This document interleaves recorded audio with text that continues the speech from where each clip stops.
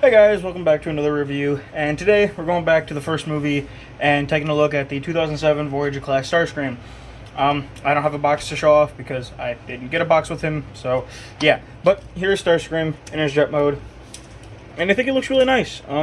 Obviously, aside from the kibble underneath, I think he looks really good in jet mode. The kibble underneath doesn't bother me. I kind of look at it as, it's, the 2007 charm is kind of what I think about it. So, I mean, yeah, it's not the sleekest jet of all time, but you know, I still think it looks good for what it was trying to do. So, he's got some nice detail. Got a cockpit there and some silver right there, and more silver on the wings. You got your Decepticon insignias, and I mean, it looks pretty good for the most part. Jet kibble on Transformers has never bothered me just because it's inevitable. It's going to happen with every single jet former. But yeah, that is about it for jet mode. You do have wheels underneath here that allow, when you roll them, the Gatling guns, they do roll. So, and I don't have the missiles anymore. I did lose them. In fact, with all my Movie 1 Starscream molds, I don't have the missiles to any of them, because I have the G1 repaints of Starscream, Thundercracker, and Skywarp, and I also have the Ramjet, and I don't have any of their missiles. So, I mean, it's just kind of what it is. But as far as jet mode goes, I believe that's about it. So, transformation is pretty simple. You just take the arms, kind of bring them down. Want to take the cockpit section, and you can bring it up and kind of tab it in there. You then want to take this section here, and you could want to bring that up. Come back here, untab the... Actually, let me raise the camera a little bit so you can see what I'm doing. You want to come to the legs and untab them from back here. You want to bring them out. Actually, before you want to do that, you want to open up this panel here. Flip this section, that knee piece down. You want to extend the leg, bring it down, and you can close the panel up. So you want to do the same thing on this side. Open that up, extend that, bring it down, close it up. Now you want to bring these out, and I save this for last just because, I'll show you. You want to then rotate them around and untab the wings from the front here. And how I do this, just because I think it's easier, but I take these wing sections here and I just rotate them around and line them up like that, just because I think it's easier that way. And I take these sections and bring them back like that, so that way when you bring this up, you can see how it automorphs and brings all of this stuff up.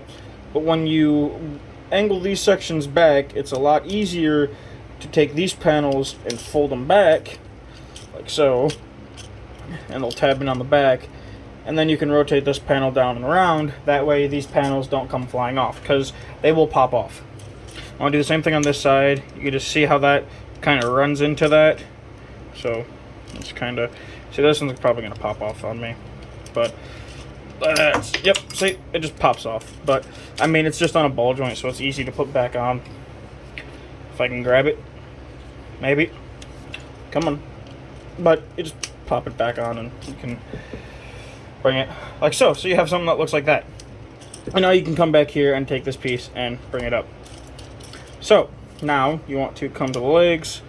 I bend them back twice, bend it forward twice, put the foot down. So 1, 2, 1, 2, bring the foot down. Then you can take his arms, straighten that forward, bring his arms down, and then you can kind of bring out these claws right there. Same thing on this side, bring that down. Bring the claws out a little bit. You want to take the chest sections and kind of splay them out. You want to bring this section, bring that down, and rotate the head so it's facing forward. And as far as Starscream goes, that is about it for Movie 1 Starscream. There he is in his robot mode. And I think it looks good. Yes, it's not the best looking thing. No, he doesn't have the hands. Yes, the face looks weird. but I still really like it. I just think it has that charm, you know, like I say, excuse me, that movie one kind of aesthetic. So, as far as the detail goes, I think it looks pretty cool. There's the head sculpt, which I think looks fairly good. You got the chest and all the red detailing in here. Got his Gatling guns. Come down here to the legs. You got some black detail here. So, and again, the back, not a lot of kibble, but I mean, it's kind of everywhere else on them. But as far as articulation goes, the head can rotate a full 360. The arms can do a full 360. They can go up and down. He's got a bicep swivel. Elbows can bend at 90 degrees. He doesn't really have wrists, but I guess he has like a wrist missile swivel, I guess. The legs, they can go forward that far. They can go back that far. They can go out that far. His knees are on ratchets, so you can kind of do what you want with them. And the feet can go up and down.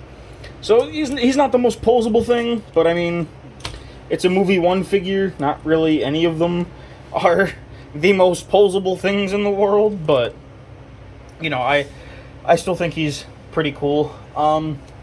For comparison to a modern leader class, here I have the Kingdom Galvatron, and you can see STARSCREAM is basically modern leader class size, which kind of tells you a lot about how Hasbro's changed. But you know, that's that. So there's that. So yeah, as far as movie one STARSCREAM goes, I really like the figure. Yes, you know, I feel like there's two schools of thought when you come to this figure. You either love it or you hate it. And I like the figure. Well, I love the figure, I guess.